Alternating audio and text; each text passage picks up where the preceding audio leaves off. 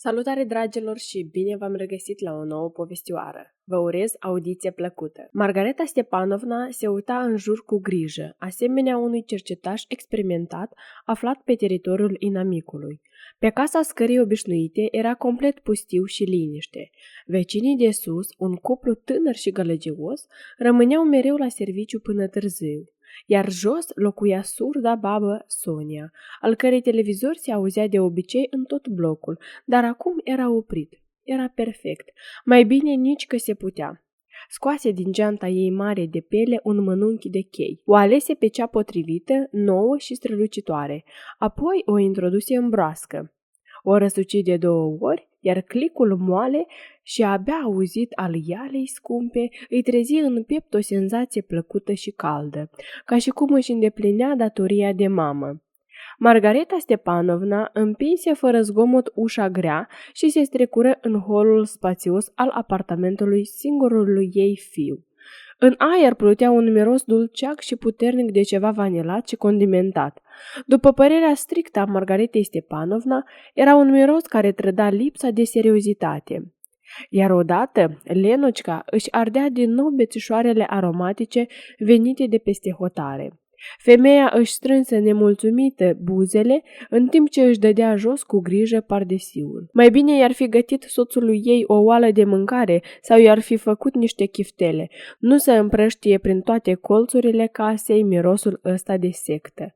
Artiomca slăbise foarte mult în ultima vreme. Avea cearcăne sub ochi și pielea aproape lipită de oase. Cu brocoli și smiujirile ei nu avea să reziste prea mult.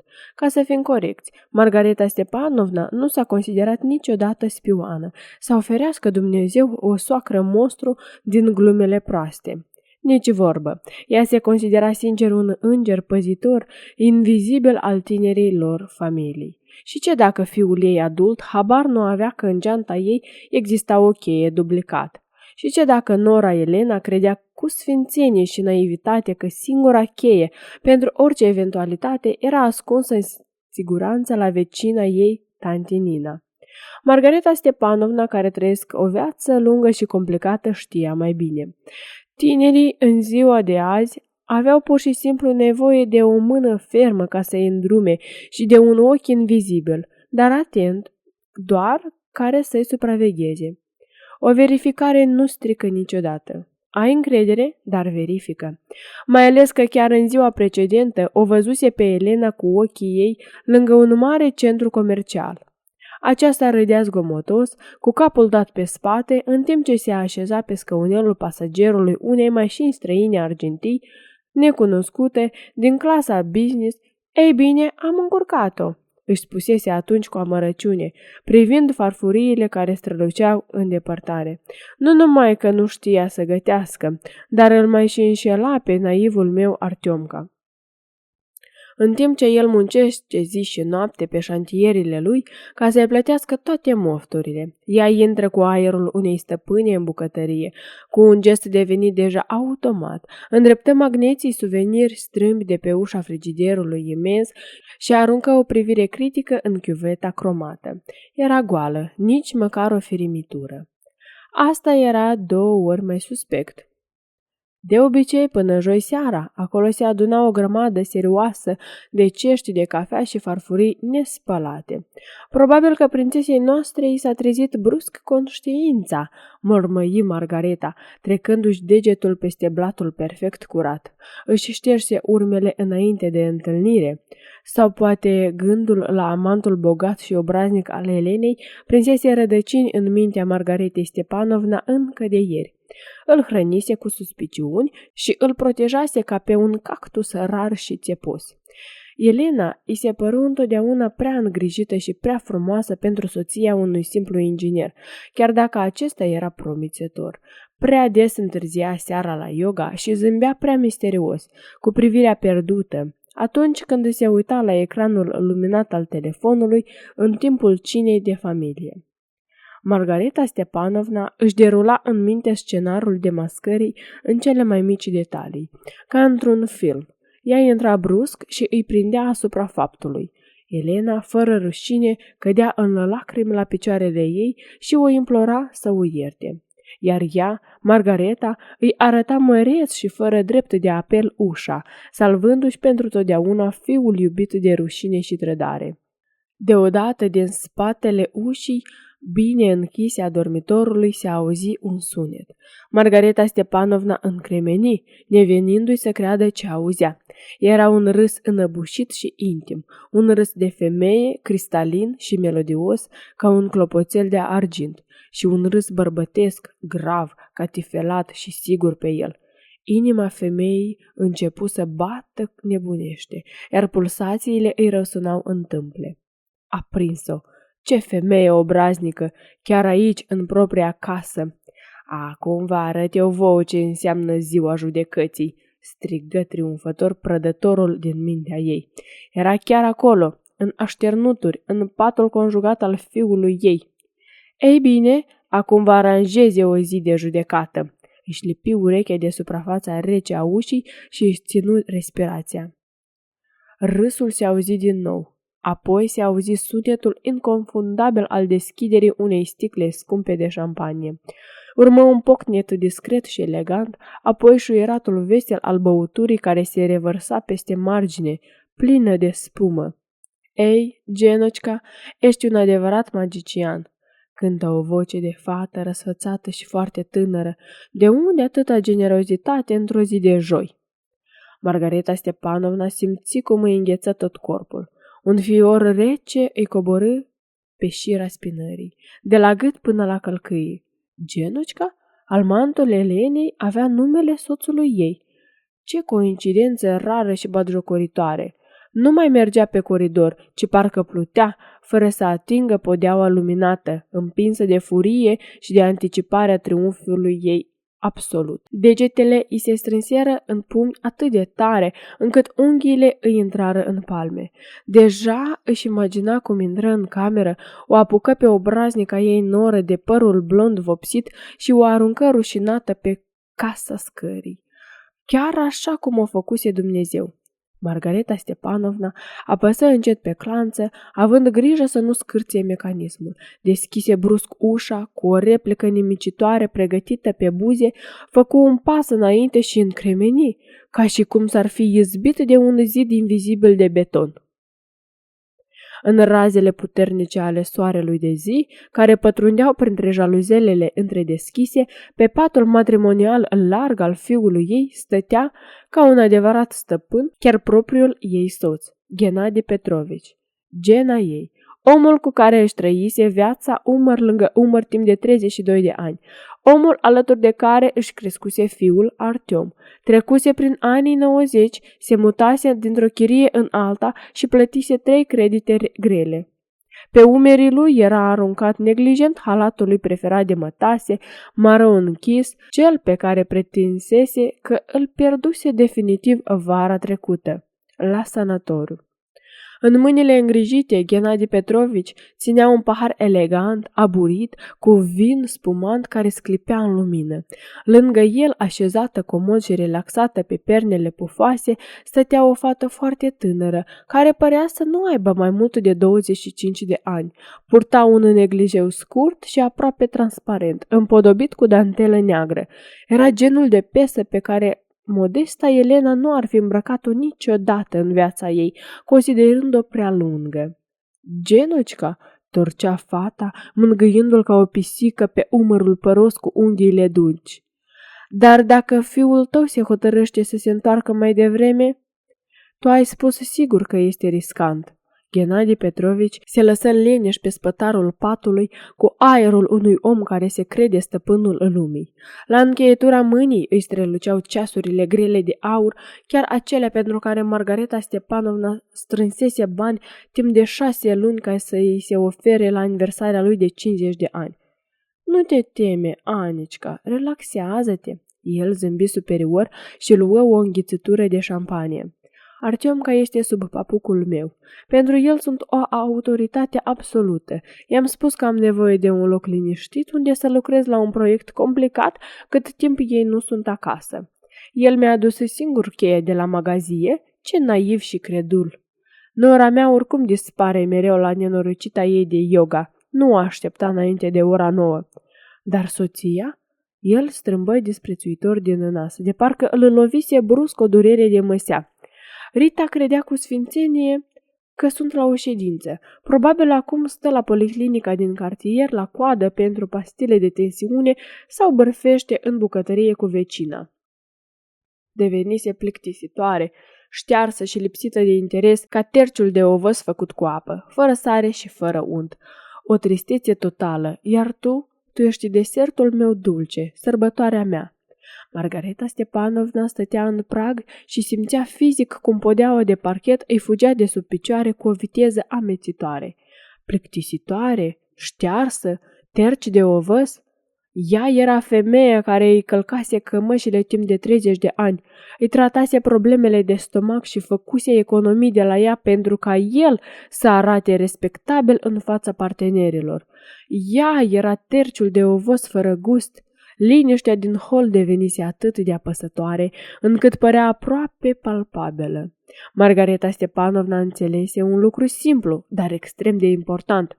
Dacă acum izbucnea în țipete, dacă începea să plângă sau, Doamne ferește, leșina isteric, avea să piardă. I-ar fi oferit acestui nimeni, în halat de mătase, un motiv să râdă de slăbiciunea ei. Trase un singur aer adânc și foarte lent în piept. Toată lumea ei confortabilă și familiară, construită ani întregi pe fundamentul ordinii perfecte, al sacrificiului de sine și al controlului total, se prăbușise într-o singură secundă. Se transformase în praf, iar în locul ei rămăsese doar o claritate amară, rece și tăioasă. Ghena, spuse ea încet, dar atât de apăsat încât parcă și geamurile începură să tremure, făcând un pas peste pragul camerei. Se pare că la bătrânețe ai început să suferi de demență și ai uitat un detaliu important. Terciul de ovăz poate fi foarte, foarte fierbinte. Dacă îți bagi în el mutra ta obraznică, te poți arde atât de tare încât să rămâi cu cicatrici pentru tot restul vieții. Efectul apariției ei a fost cu adevărat devastator. Angela scoase un scâncet scurt, ca un purcel. Scăpă paharul pe pat și se ascunse cu totul sub plapuma groasă. Afară îi rămăsiseră doar ochii uriași, plini de groază animalică peste care se vedeau genele false. Ghenadi Petrovici tresări cu tot corpul atât de brusc încât paharul îi alunecă printre degetele transpirate. Șampania aurie și scumpă se revarsă pe podea și se îmbibă imediat în covorul belgean deschis la culoare. Era chiar covorul foarte scump pe care Margareta Stepanovna îl alesese cu atâta dragoste și grijă pentru fiul ei cu ocazia mutării în noua locuință. Rita! Vocea soțului ei respectabil se frânse într-un falset subțire și ruscinos. Fața lui căpătă culoarea brânzei de vaci vechi. Tu ce cauți aici? Tu nu trebuia să fii la policlinică, să stai la coadă pentru bonuri? Margareta Stepanovna păși calm și măsurat în cameră și se așeză maestuos în fotoliul moale aflat chiar în fața patului. Își puse încet un picior peste celălalt, cu demnitatea unei regine, simțind brusc un val uriaș și aproape misterios de putere. Coada la terapeut s-a mișcat surprinzător de repede, dragul meu. M-am gândit să trec pe la fiul meu să șterg praful de pe rafturi și să văd dacă totul este în ordine, dar se pare că aici fierb niște pasiuni africane atât de puternice încât o singură cârpă umedă nu mai este suficientă. Aici este nevoie de dezinfecție, de preferat cu clor. Ghenadi Petrovici încercă frenetic cu mâinile tremurânde să-și tragă marginile halatului care se desfăcuse trădător. Degetele neascultătoare îi alunicau pe mătase. Rita, ascultă-mă, nu este deloc ceea ce crezi. Îți jur, este doar fiica noului meu coleg de la filială. Fata a venit pentru o audiție și nu avea absolut niciun loc unde să se schimbe. În toalete este murdar. Am lăsat-o doar 5 minute. Taci, Ghena, a spus ea atât de încet și de tăios, încât soțul își retrase imediat capul între umeri, asemenea unei broaște testoase care se ascunde în carapace. Nu te face de râs și mai tare. Nu mai săpa și mai adânc. Ai o imaginație de elev corigent. Fiica unui coleg în neglijeu, în patul fiului meu, cu șampanie? Te auzi cum vorbești?" Își mută privirea grea și neclintită spre umflătura tremurândă de sub plapumă. Drăguțo, ești imediat de acolo, îmbracă-te și fugi cât de repede te țin picioarele tale tinere. Astfel, chiar acum îmi voi aminti că în sacoșă am un fer de călcat greu pe care îl adusesem cadou pentru Artiomca și, crede-mă, voi găsi o întrebuințare pentru el, chiar pe chipul tău drăguț. Timpul a început să curgă. 1, 2... Fata nu a avut nevoie să îi se repete de 2 ori. Își trânse hainele împrăștiate într-un mănunchi, se încurcă în dantelă și ieși ca un glonț pe sub plapumă. Angela trecu pe lângă Margareta, care stătea în fotoliu, asemenea unei umbre palide. După câteva minute, ușa de la intrare se trânti zgomotos și agitat pe hol. Gennadi Petrovici rămase complet singur, față în față cu soția lui. Încerca disperat să-și redea feței îmbătrânite expresia obișnuită cu demnitate masculină și superioritate. Dar în halatul scump de mătase, așezat pe cearșaful pătat cu vin al patului altcuiva, totul părea jalnic și ridicol. Rita, de ce faci scenele astea ieftine și teatrale?" începu el, încercând să-și facă vocea mai gravă. Dar suntem oameni maturi și raționali. Suntem împreună de atâția ani. A fost o slăbiciune, se mai întâmplă. Vom discuta și vom rezolva totul." Oameni maturi, Ghena, au, măcar puțină conștiință, iar tu, printr-o viclenie josnică, ai câștigat încrederea fiului tău și ai obținut cheia apartamentului lui ca să aduci aici fete ieftine, în timp ce eu, ca o idiotă, te aștept acasă cu cina caldă și îți calc dungile pantalonilor. Tu înțelegi măcar cu mintea ta goală ce ai făcut? Nu doar că m-ai înșelat într-un mod dezgustător, dar l-ai atras și pe Artiom în pofta ta murdară. I-ai profanat casa, l-ai transformat fără să-și dea seama într-un complice orb. Dar el nu știe nimic, protestă Gennadi cu lașitate. I-am spus că am de lucru, că am nevoie de liniște pentru desenele tehnice. Nu știe absolut nimic și te-a crezut fără nicio ezitare. Știi de ce? Pentru că ești tatăl lui. Erai exemplul lui de urmat, o autoritate absolută. Margareta Stepanovna se ridică elegant din fotoliu. Privirea ei era grea și rece, asemenea unei plăci funerare de granit. Acum ascultă-mă foarte atent, Romeo. Te ridici, îți pui pantalonii și pleci acasă. Rita, slavă Domnului, te-ai calmat. Acasă vom vorbi liniștit, răsuflă soțul ușurat, încercând să zâmbească. Nu, Ghena, acasă nu vei mai vorbi cu mine despre nimic. Mâine vei vorbi exclusiv cu avocatul meu despre împărțirea bunurilor, iar astăzi, chiar acum, îți strângi toate lucrurile, până la ultima șosetă și ultima pereuță de dinți. Ți-ai dori atât de mult libertatea de terciul de ovăz fără gust. Felicitări, ai primit-o din plin.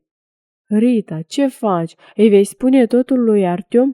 În ochii obosiți ai lui Gennadi Petrovici se reflectă o groază animalică și sinceră, să piardă respectul singurului său fiu, în fața căruia se prefăcuse mereu că este un patriarh de succes, era pentru el de 1000 de ori mai înspăimântător decât orice furie a soției. Eu? Nu, Ghena, ai ghicit greșit. Ea clătină din cap și zâmbi trist. Tu îi vei spune totul, privindu-l drept în ochi, chiar în această seară, când se va întoarce de la serviciu. Pentru că dacă această mizerie va trebui să-i o spun eu, tu nu vei mai avea niciodată un fiu. Ai exact 2 ore ca să-ți faci bagajele și să dispari pentru totdeauna din viața mea curată. Margareta Stepanovna se întoarse și ieși din dormitor. Nu privi nici măcar o dată înapoi spre silueta soțului ei, care stătea umilit și gârbovit. În hol își puse încet pardesiul elegant, se apropie de oglindă, își aranjă cu grijă gulerul și coafura. În mod surprinzător, mâinile nu-i mai tremurau, nici măcar o lacrimă nu i-a apărut în ochi. Ieși din bloc și păși pe stradă, lăsându-și cu plăcere fața mângâiată de vântul proaspăt și rece de toamnă. Oare simțea durerea trădării? Fără îndoială, undeva adânc în suflet, rana proaspătă încă udurea. Dar prin această durere apăsătoare, asemenea unui vlăstar verde care străpunge asfaltul, răsărea rapid ceva cu totul nou și ciudat. Era un sentiment pe care îl uitase de mult. Amețitor și minunat. Libertate absolută, fără limite. Nu mai trebuia să controleze pe nimeni, nu mai trebuia să salveze pe nimeni, nu mai trebuia să aibă grijă de nimeni. Mergea cu pași energici spre stația de metrou, când deodată se opri brusc în mijlocul trotuarului. Scoase telefonul din geantă și formă rapid un număr. Alo, Lena, salut, draga mea! Da, eu sunt Margareta Stepanovna. Ascultă, azi anulează-ți naibii ședința de yoga, hai să ne întâlnim la cafeneaua Chocolate Girl, la colț. Peste jumătate de oră trebuie să avem o discuție foarte serioasă. Nu, să nu te sperii. Pentru Dumnezeu, nu s-a întâmplat nimic grav. Din contră, se pare că abia acum la bătrânețe am înțeles de ce îți plac atât de mult bețișoarele tale parfumate cu vanilie. Știi ceva? O să-ți aduc o cheie. Chiar cheia aceea care chipurile este păstrată în siguranță la vecina tanti Nina. Crede-mă, mie nu va mai trebui niciodată în viață. Margareta Stepanovna apăsă butonul roșu pentru a încheia apelul. Își puse telefonul în geantă și pentru prima dată după mulți ani cenușii zâmbi sincer și din toată inima. Nu mai zâmbea ca un înger păzitor de serviciu a caselor altora. Zâmbea ca o femeie vie și liberă, care tocmai aruncase fără nicio urmă de regret la gunoi un sac uriaș plin cu vechiturile putrede din propria ei casă. Seara din apartamentul confortabil al lui Artiom și al Elenei se dovedi neobișnuit de grea și tăcută. Gennadi Petrovici, posomorât și resemnat, stătea pe cele două valize făcute în grabă și aștepta întoarcerea fiului său. Știa că nu mai exista și nici nu puteau exista justificări. Margareta nu lăsase nicio portiță pentru minciuni. Îl aștepta cea mai înfricoșătoare conversație din viața lui inutilă. Între timp, Margareta Stepanovna stătea într-un fotoliu moale, într-o cafenea confortabilă din centrul orașului. Pe măsuța din fața ei se afla un pahar mare cu vin roșu scump. Era un vin tare, maturat, care strălucea în reflecții rubinii. În fața ei stătea Elena, surprinsă de invitația neașteptată, dar foarte atentă. Înțelegi, Lenucica, draga mea, spuse încet Margareta Stepanovna, rotind în degetele subțiri cheia grea de alamă a apartamentului lor. Toată viața am crezut sincer că pot controla totul în jurul meu. Credeam că păstrez pacea fragilă din familie, verificând cât de curate sunt oalele tale, cât de bine sunt călcate cămeșile lui Artiom și dacă avem supă în frigider. Dar s-a dovedit că în timp ce eu mă uitam cu lupa prin dulapurile voastre, căutând fiecare fir de praf, în propriul meu dulap apăruse un schelet uriaș și împuțit. Elena tăcea și atinse cu grijă și căldura mâna soacrei atât de temute. În ochii tinerii străluceau lacrimi de compasiune. Margareta Stepanovna, îmi pare atât de rău. Serios, este îngrozitor. Nu, Elena, să nu îndrăznești să-ți fie milă de mine. Totul era necesar. Este ca o curățenie generală radicală într-o casă lăsată de izbeliște. La început, praful îți intră direct în ochi. Nu poți respira și totul este dat peste cap. Îți pierzi puterile, dar după aceea rămâne aer curat și proaspăt, iar ferestrele sunt larg deschise. Iartă-mă, copilul meu, pentru toate verificările astea stupide, pentru chei și pentru suspiciunile mele prostești de femeie bătrână. Ieri, de exemplu, te-am văzut lângă centrul comercial cu un bărbat într-o mașină argintie. Chiar am crezut că tu ești o tânără, frumoasă, iar Toma este mereu la serviciu. Că îl înșel pe Artiom?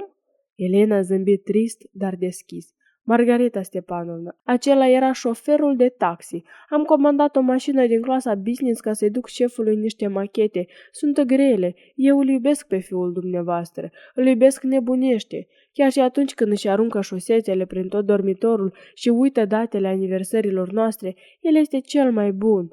Știu, Elena. Acum știu asta cu siguranță. Margareta Stepanovna puse cheia de alamă pe suprafața de lemn a mesei și o împinse hotărât spre noră. Ia-o și mai bine schimbați iala chiar mâine dimineață.